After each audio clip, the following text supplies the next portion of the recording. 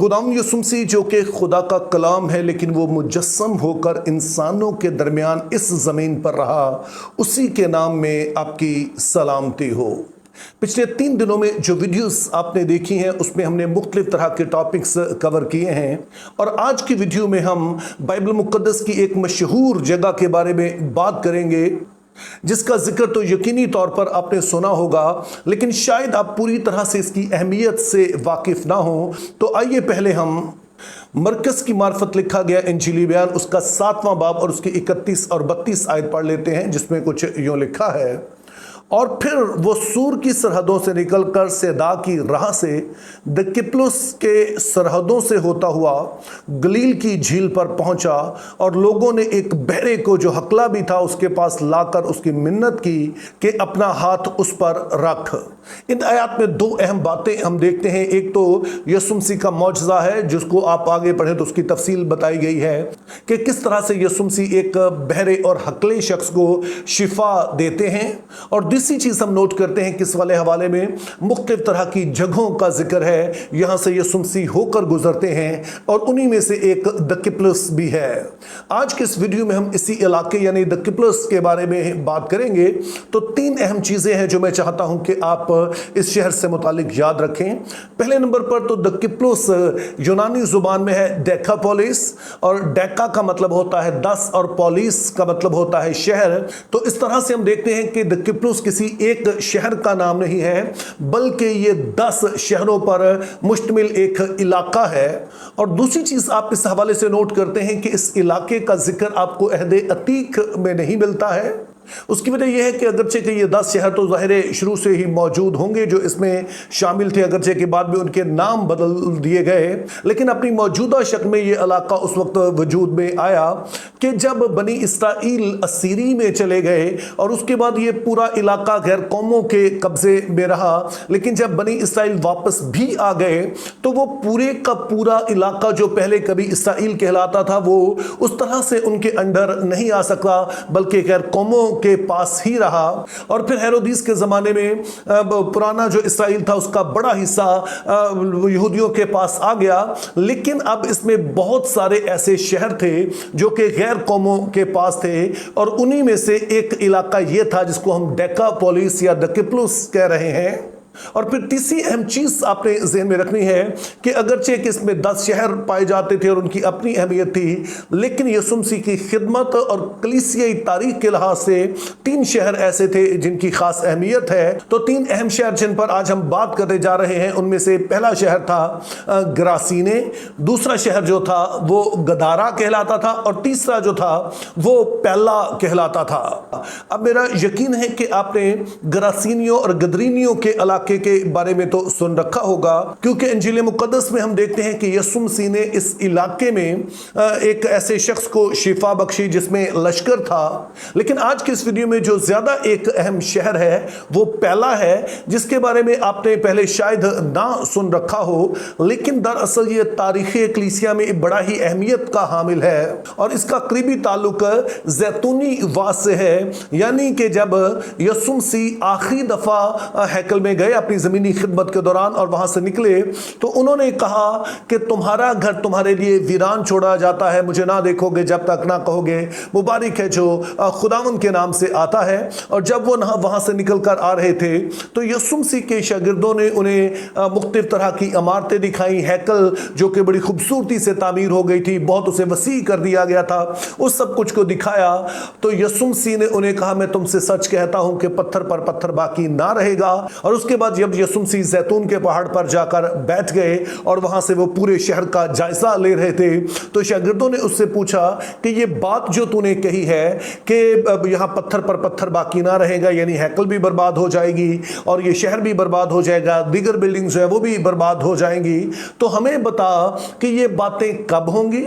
तेरे आमदे सानी का क्या निशान होगा, और फिर किस तरह से आखिरत होगी। तो अपने ज़हन में रखना है कि जो मत्ती 24 बाब है उसमें यीशु मसीह तीनों बातों का जवाब दे रहे हैं, लेकिन खास तौर पर इस बात का जवाब कि ये बातें कब होंगी, यानी कब हैकल बर्बाद होगी, यरूशलेम कैसे बर्बाद होगा, तो उसके बारे में आप पढ़ते हैं मत्ती 24 बाब उसकी 15 से 29 आयत में اور جب آپ اسی حوالے کو لوکا 21 باب اس کی 20 سے 24 آیت میں دیکھتے ہیں تو وہاں پر یسوع مسیح بتاتے ہیں کہ جب تم یروشلم کو فوجوں سے گھرتا ہوا دیکھو، جب تم دیکھو کہ فوجیں اب جو رومی فوجیں ہیں وہ شہر کو گھیرنا شروع ہو گئی ہیں، تو پھر تم نے اس شہر میں رہنا نہیں ہے، پھر تم نے یہاں سے بھاگ جانا ہے۔ اور اس کے بعد جب یسوع مسیح آسمان پر اٹھائے گئے تو اس کے 40 سال بعد ایسا ہی ہوا، اور جب کلیسیا نے اس وقت دیکھا کہ رومی فوجیں جو ہیں وہ یروشلم کو گھیرنا شروع ہو گئی ہیں تو کلیسیا وہاں سے بھاگ گئی، اور جس علاقے میں وہ بھاگ کر گئے وہ پیلا کا شہر تھا۔ اس کے بعد یروشلم اور ہیکل کے ساتھ وہی ہوا جس کی پیشگوئی یسوع مسیح نے کی تھی، یعنی کہ رومی فوجیں اس میں داخل ہو گئیں، انہوں نے یہاں پر واقعی ہر چیز کو ڈھا دیا، انہوں نے یروشلم کی دیواریں ڈھا دی، اس کی فصیل ڈھا دی، ہیکل کو انہوں نے توڑ دیا، ایک ایک اینٹ اس کی الگ کر دی۔ اور اگرچہ کہ جو انتہا پسند یہودی تھے یعنی زیلوتیسی، وہ بڑے ہی شد و مد سے انہوں نے جنگ کی، انہوں نے پوری جان سے یہ جنگ لڑی، لیکن پھر بھی وہ رومی فوج کا مقابلہ نہیں کر سکے، اور اس طرح سے یروشلم جو ہے وہ بھی برباد ہو گیا، ہیکل بھی برباد ہو گئی، اور آج تک وہ برباد ہی ہے۔ یہ اسی وقت کی برباد ہوئی ہے جس کے بارے میں یسوع مسیح نے پیش گوئی کی تھی۔ لیکن اس واقعے کے بعد ایک بہت بڑا جو اثر پڑا وہ کلیسیا اور جو یہودی تھے ان کے آپس کے تعلقات تھے ان پر پڑا، چونکہ اس کے بعد یہودیوں کو ہمیشہ مسیحیوں سے شکوہ رہا کہ آپ نے اس جنگ میں ہمارا ساتھ نہیں دیا،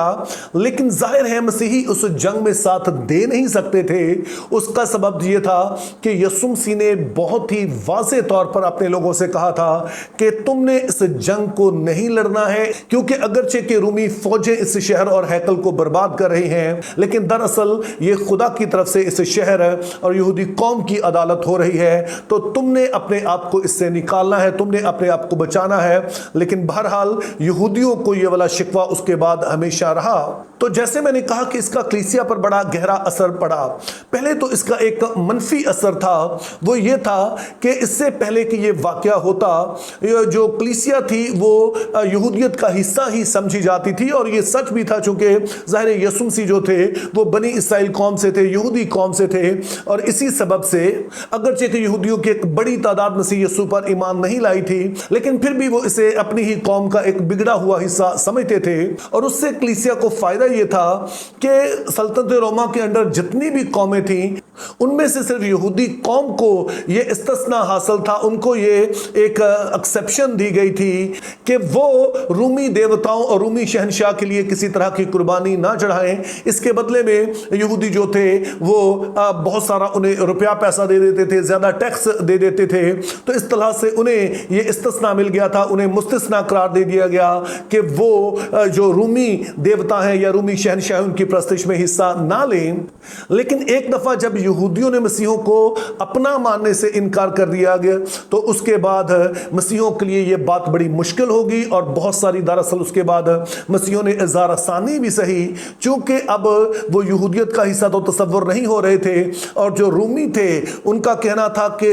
ہر ایک قوم وہ اپنے جس بھی دیوتا، اپنے جس بھی معبود کی پوجا کرتی ہے وہ کرے، لیکن ساتھ میں وہ رومی شہنشاہ اور مخصوص رومی دیوتا ہے ان کی پوجا کرے، تاکہ وہ سلطنت روما کے ساتھ وفاداری کا ثبوت دے سکے۔ اور اس کے علاوہ چونکہ مسیحی شروع سے ہی یہودیوں کے بڑے قریب تصور کیے جاتے تھے، تو اس لیے بہت سارے مسیحی جو جابز کرتے تھے وہ بھی یہودیوں کے ہاں ہی کرتے تھے، لیکن اس واقعے کے بعد یہودیوں نے انہیں اپنے پاس سے جاب دینا بھی بند کر دیا، اور اگر وہ یہودیوں کو چھوڑ کر یونانیوں کے پاس جاتے، رومیوں کے پاس جاتے، تو ان کے لیے پھر یہ لازم ہو جاتا تھا کہ جس بھی شعبے میں وہ جاتے ان کے ان دیوتاؤں کی وہ پوجا کرے جو کہ ان شعبوں سے تعلق رکھتے تھے۔ تو اس طرح سے اس سارے واقعے کا جو ایک نیگیٹو امپیکٹ گیا وہ یہ تھا کہ کلیسیا کو انتہائی شدید اظہار ثانی اور غربت کا سامنا کرنا پڑا۔ تاہم اس واقعے کا یعنی کہ جب کلیسیا یروشلم کو چھوڑ کر پیلا کے شہر میں بھاگ گئی، ایک بڑا ہی مثبت اثر بھی ہوا، چونکہ اس کے بعد مسیحیت یہودیت کے سائے تلے نہیں رہی بلکہ اسے اب اپنی ایک راہ کا تعین کرنا تھا، اور ایسا ہی دراصل کلیسیا نے کیا، اور اس کے بعد بجائے اس کے کہ وہ یہودیوں سے کوئی رہنمائی لیں، انہوں نے جو تعلیمات پھر رسولوں نے انہیں دی تھی اس کی روشنی میں اپنے لیے ساری چیزوں کو عکس کرنا شروع کیا، جس کا نتیجہ یہ ہوا کہ غیر قوموں سے زیادہ لوگ مسیحیت میں شامل ہونے لگے۔ چونکہ جب پہلے غیر قوموں سے مسیح کلیسیا میں شامل ہوتے تھے تو بہت سارے یہودی مسیحی، یعنی کہ وہ یہودی جو مسیحی ہو چکے تھے، وہ ان غیر قوموں کے لیے کئی دفعہ ڈسکریجمنٹ کا باعث بنتے۔ وہ ان سے کہتے کہ اپنے موسوی شریعت کی وہ ساری رسومات جو ہے، جیسے کہ ختنہ ہے اور یہودی عیدیں ہیں اور اسی طرح سے جو مخصوص ایام ہے، وہ کہتے کہ آپ ان کو بھی مانیں۔ لیکن جیسے کہ ہم اعمال 15 باب میں پڑھتے ہیں کہ خدا کے روح اور رسولوں نے پہلے ہی کلیسیا سے کہا تھا کہ غیر قوم سے آنے والوں کے لیے یہ لازم نہیں ہے، لیکن اس کے باوجود جو کلیسیا میں یہودی بیک گراؤنڈ رکھنے والے مسیحی تھے وہ کافی رکاوٹیں پیدا کرتے تھے۔ تو اس لیے اس واقعے کے بعد جب کلیسیا یہودیت سے الگ ہو گئی تو اس کے بعد بہت بڑی تعداد میں غیر قومیں مسیحیت میں آئیں، اور اب وہ موسوی رسومات سے ہٹ کر براہ راست مسیح میں شامل ہو سکتے تھے اور مسیح کے وسیلہ سے خدا باپ تک رسائی پا سکتے تھے۔ تو اس طرح سے یہ والا شہر جو تھا پہلا، اس نے کلیسیا تاریخ میں بڑا اہم کردار ادا کیا کہ جب یسوع مسیح کے کہنے کے مطابق کلیسیا یروشلم کو اس وقت چھوڑ کر بھاگ گئی، جب رومی فوجوں نے اسے گھیرنا شروع کیا تو وہ پہلا کے علاقے میں گئیں، اور وہیں سے پھر ان کا اپنا ایک سفر شروع ہوتا ہے جو آج تک جاری ہے۔ تو میرے عزیزوں، اپنے ذہن میں رکھنا ہے کہ بائبل کے خدا نے اپنے آپ کو تاریخ انسانی میں ظاہر کیا ہے، یعنی کہ تاریخ کے جو واقعات ہیں ان میں ظاہر کیا ہے۔ وہ ہمارا خدا جو مجسم ہو کر آیا وہ اسی زمین پر رہا، اور بہت سارے واقعات جو ہیں مخصوص علاقوں میں ہوئے، مخصوص حالات میں ہوئے۔ تو اسی لیے اگر آپ بائبل مقدس کو بہتر طور پر سمجھنا چاہتے ہیں تو اس کا ایک حصہ یہ ہے کہ جو بائبل مقدس کا جغرافیہ ہے، جو جگہ بائبل مقدس میں بتائی گئی ہیں، ان سے واقفیت حاصل کریں، اور جب آپ ایسا کریں گے تو آپ بائبل مقدس کے کئی واقعات کو بہتر طور پہ سمجھیں گے، اور نہ صرف بائبل مقدس کو ہی بلکہ کلیسیا تاریخ کو بھی بہتر طور پر جان پائیں گے۔ Think biblically, live purposefully, have a very good day.